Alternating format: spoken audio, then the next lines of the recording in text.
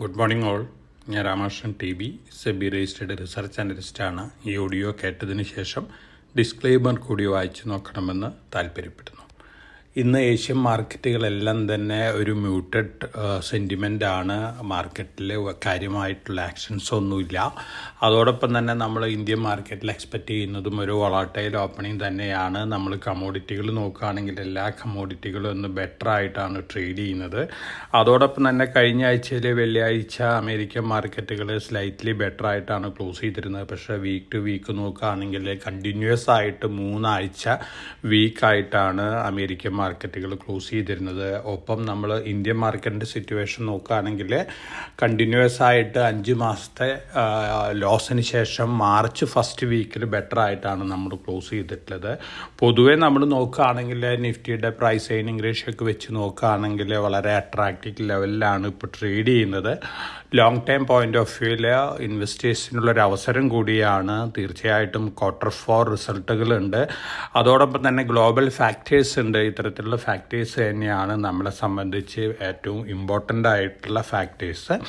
അതുകൊണ്ട് തന്നെ വളരെ കോഷ്യസ് ആയിട്ട് മാർക്കറ്റിൽ മൂവ് ചെയ്യണം. ധാരാളം സ്റ്റോക്കുകൾ വളരെ അട്രാക്റ്റീവ് ലെവലിൽ അവൈലബിൾ ആണ്. അത്തരത്തിലുള്ള സ്റ്റോക്കുകളിൽ കറണ്ട് ലെവലിലും അതുപോലെ തന്നെ മാർക്കറ്റ് താഴെ വരുന്ന അവസരങ്ങളും ലോങ് ടൈം പോയിന്റ് ഓഫ് വ്യൂവിൽ ഇൻവെസ്റ്റ് ചെയ്യാനൊരു അവസരമാണ് വന്നു ചേർന്നിരിക്കുന്നത്. ആ അവസരം എല്ലാ ഇൻവെസ്റ്റേഴ്സും വളരെ വൈസായിട്ട് യൂസ് ചെയ്യുന്നതാണ് ഞാൻ എക്സ്പെക്റ്റ് ചെയ്യുന്നത്. ഇനി ചൈനയിലത്തെ കൺസ്യൂമർ പ്രൈസ് ഇൻഫ്ലേഷൻ ഡാറ്റ നോക്കുകയാണെങ്കിൽ ഫെബ്രുവരി മാസത്തിലെ -0.1% ആണ്. 13 മാസത്തിന് ശേഷം ആദ്യമായിട്ടാണ് മൈനസിലേക്ക് പോകുന്നത്.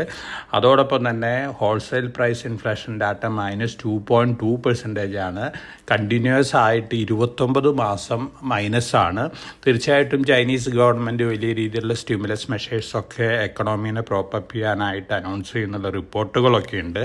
അതുകൊണ്ട് തന്നെ മെറ്റൽ സ്റ്റോക്കുകളെല്ലാം തന്നെ പോസിറ്റീവായിട്ടാണ് ഇന്ന് മോർണിംഗിൽ ട്രേഡ് ചെയ്യുന്നത്.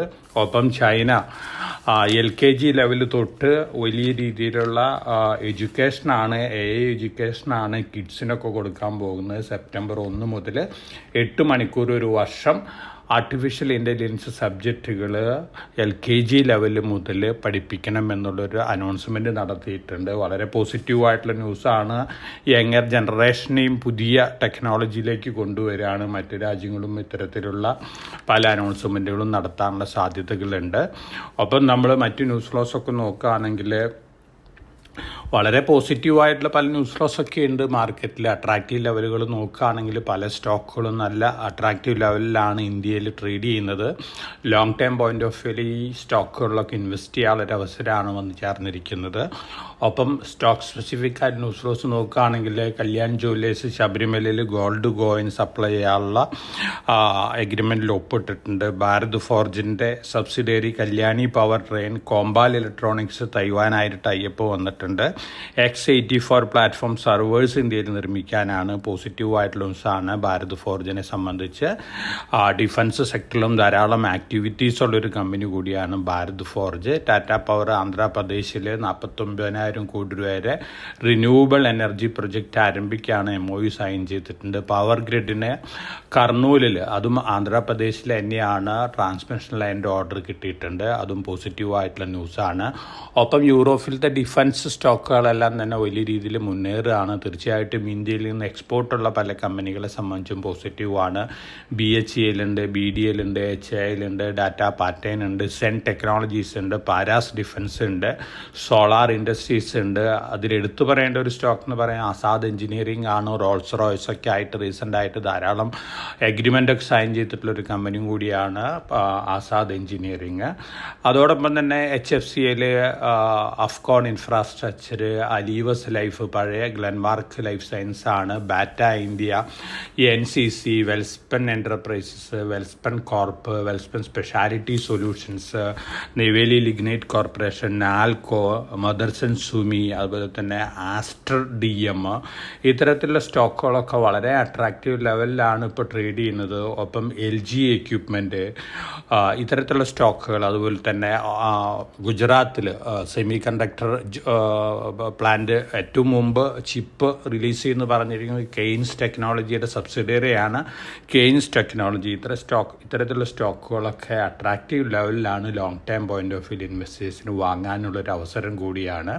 അപ്പോൾ വളരെ കോഷ്യസ് ആയിട്ട് മാർക്കറ്റിൽ മൂവ് ചെയ്യാൻ നമുക്ക് ട്രംപിൻ്റെ അനൗൺസ്മെൻറ്റുകൾ വീണ്ടും വലിയ രീതിയിലുള്ള വൊളാറ്റിലിറ്റിയൊക്കെ ഗ്ലോബൽ മാർക്കറ്റുകളിൽ ഉണ്ടാക്കിയേക്കാം. പക്ഷെ നമ്മളെ സംബന്ധിച്ച് നോക്കുകയാണെങ്കിൽ Q4 എൻഡ് ചെയ്യുന്ന മാസമാണ് മാർച്ച്. അതോടൊപ്പം തന്നെ Q4 എൻഡ് ചെയ്ത് കഴിഞ്ഞാൽ ആനുവൽ റിസൾട്ടിൻ്റെ ഒരു ഇൻഡിക്കേഷനാണ് വരാൻ പോകുന്നത്.